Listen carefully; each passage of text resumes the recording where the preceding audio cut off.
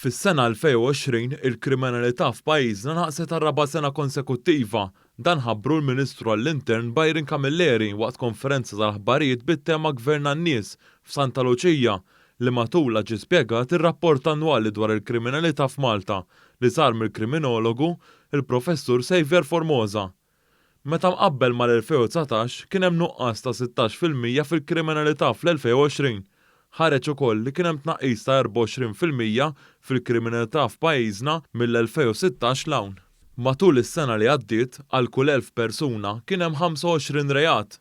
Dan jikkuntrasta sew ma' dak li kien hawn fl-2015 fejn kien hemm 42 reat għal kull 1000 persuna. Tul l-2020 il-Pulizija rċeviet ftit iżjed minn 13,000 rapport li meta mqabbla mal-2019 kien hemm tnaqqis ta' 1500 rapport. Fl-2020 naqas ukoll is-serq li falsifikar ta' dokumenti, ħsarat, feriti fuq persuni, offiżi sesswali, vjolenza kontra uffiċjali pubbliċi, ħruq ta' karozzi u frodi. Meta mqabbel mal-2019 kien hemm żieda ta' reati marbuti mal-immigrazzjoni, prostituzzjoni, ħasil ta' flus, użu ħażin tal-kompjuter, droga u vjolenza domestika. Il-Professur Formosa qal li f'żoni pubbliċi li qabel kienu dominati minn reati qed isiru aktar siguri.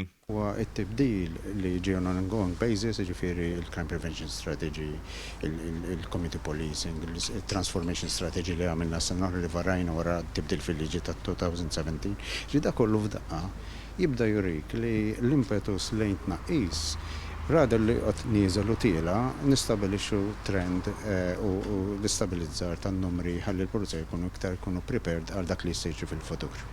Il-Kummissarju tal-Pulizija Angelo Gaffa qal li dan it-tnaqqis drastiku fil-kriminalità ġar minħabba restrizzjonijiet tal-pandemija iżda saħaq li sena wara oħra qed ikun hemm tnaqqis fil-kriminalità f'pajjiżna. Fit-3 snin preċedenti tas-sena l-oħra fejn kellek il-pajjiż Malti li kellu l-akbar economic growth fl-Unjoni Ewropea ukoll irnexxina naqsu l-kriminalità.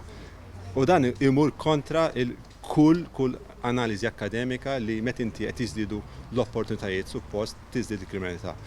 U allura fil-waqt li issa oħra kellek dil-pandemija, il-korp ma straħx fuq il-pandemija, il-korp żied il-preżenza tiegħu fit-toroq, żied ukoll ir-road checks. Li dan kollu allura biex inkomplu innaqsu il-kriminalità. Gaffa qal ukoll li nħoloq dipartiment apposta biex jiġu investigati każijiet ta' vjolenza domestika biex vittmi jħossuhom aktar komdi jersqu l-quddiem lejn il-korp.